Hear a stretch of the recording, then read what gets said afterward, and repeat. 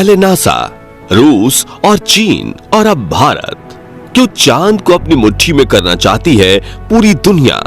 और क्या है चंद्रमा से जुड़े वो डार्क सीक्रेट्स जिन्हें स्पेस एजेंसीज हमसे छुपा रही हैं? जानेंगे धरती से चांद तक के इस रोमांचक सफर के बारे में। दोस्तों, भारत के चंद्रयान 3 ने चांद की कक्षा में प्रवेश कर लिया है और 23 अगस्त के दिन चंद्रयान का विक्रम लैंडर चांद की सतह पर सॉफ्ट लैंडिंग करेगा। वहीं रूस का लूना 25 भी चांद की तरफ रवाना हो गया है, जबकि साल 2024 में नासा भी अपने आर्टेमिस प्रोग्राम के तहत एक बार फिर वैज्ञानिकों को यानी एस्ट्रोनॉट्स को चांद पर भेजने वाला है और चीन भी जल्द ही एक और मून मिशन करने वाला है। लेकिन अब सवाल आता है कि इन सभी देशों को चांद पर ऐसा तो क्या दिख गया जो चारों तरफ चांद पर पहले पहुंचने की होड़ मची हुई है? और आखिर चांद से जुड़े ऐसे तो कौन से रहस्य हैं जिनसे पर्दा उठाते ही हमारा चांद को देखने का नजरिया ही बदल जाएगा? जानिए पृथ्वी से चांद तक के इस रोमांचक सफर की कुछ खास बातें। तो जल्दी से अपनी कुर्सी की पेटी बांध लीजिए और पूरा वीडियो जरूर देखिए।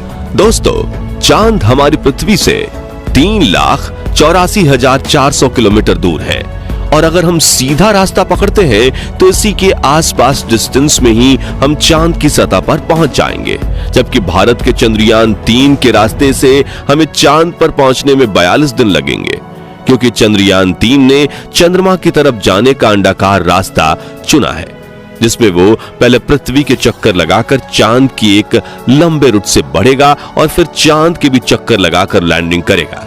हालांकि ये रास्ता काफी किफायती तो है, लेकिन इसमें हमें एस्ट्रोनॉट के लिए बहुत खाना, ऑक्सीजन और पानी की जरूरत पड़ेगी, जिसे स्टोर करने के लिए बड़ा स्पेसक्राफ्ट चाहिए होगा। और इस रास्ते से जाने पर 30 लाख किलोमीटर की दूरी तय करके हम काफी थक भी जाएंगे। इसलिए चलिए हम अमेरिका और रूस वाले सीधे रास्ते से ही चांद की तरफ चलते हैं और इस रास्ते से हमें चांद पर पहुंचने में 4 से 5 दिन लगेंगे।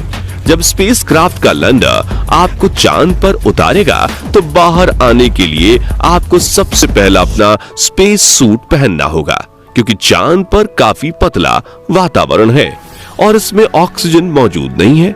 इसी वजह से सांस लेने के लिए आपको बंद स्पेस सूट के पीछे लगे ऑक्सीजन सिलेंडर का सहारा लेना होगा।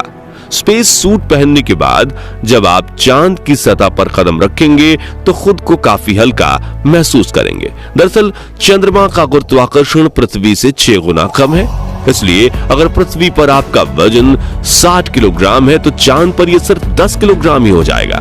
इसी वजह से पहली बार चांद पर कदम रखते ही शुरुआत में आपका बैलेंस बिगड़ेगा और आप चलने के बजाय उछलते हुए नीचे भी गिर सकते हो। इसलिए चांद की सतह पर संभल कर कदम रखना जरूरी है। खैर, अब चांद की सतह की बात करें तो यहाँ पृथ्वी की तरह सीधे रास्ते नहीं बने हुए हैं, बल्कि चांद की सतह उबड़ खाबड़ है और यहाँ जगह जगह पर चट्टाने, पहाड़ और बड़े बड़े क्रैटर यानी गड्ढे हैं। चांद पर ये गड्ढे अरबों सालों से गिर रहे उल्कापिंडों की वजह से बने हैं और ये 1 सेंटीमीटर से लेकर 2500 किलोमीटर तक बड़े हैं। वही चांद की मिट्टी यानी कि लूनर सॉइल बिल्कुल ज्वालामुखी से निकलने वाली राख जितनी पतली है और इसका रंग भी पृथ्वी की मिट्टी से ज्यादा डार्क, बिल्कुल सीमेंट की तरह होता है।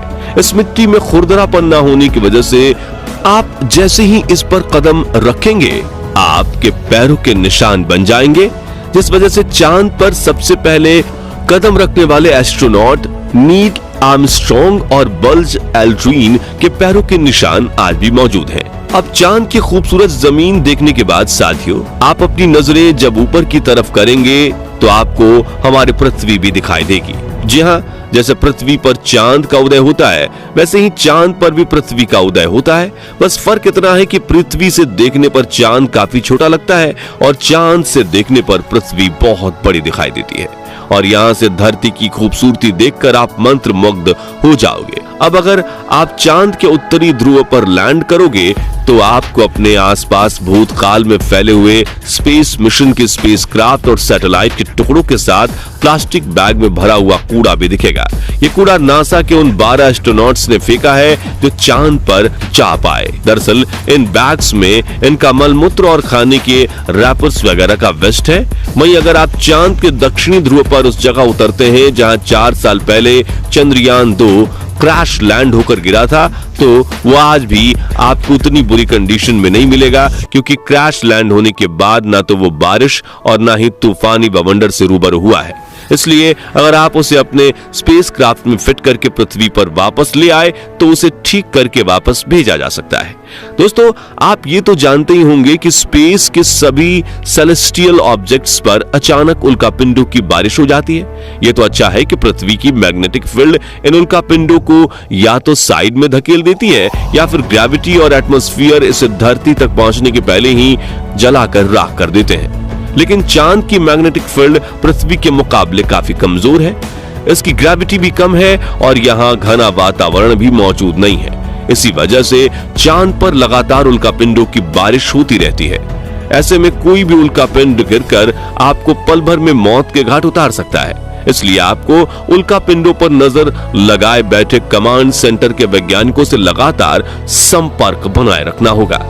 अब अगर आप सोच रहे हैं कि आप अपने किसी दोस्त या फिर लाइफ पार्टनर को चांद पर साथ लेकर जाकर गप्पे लड़ाते हुए अपने मून मिशन पर काम करें, तो आपको बता दें कि ऐसा मुमकिन नहीं है, क्योंकि चांद पर वातावरण ना होने की वजह से साउंड वेव ट्रैवल नहीं कर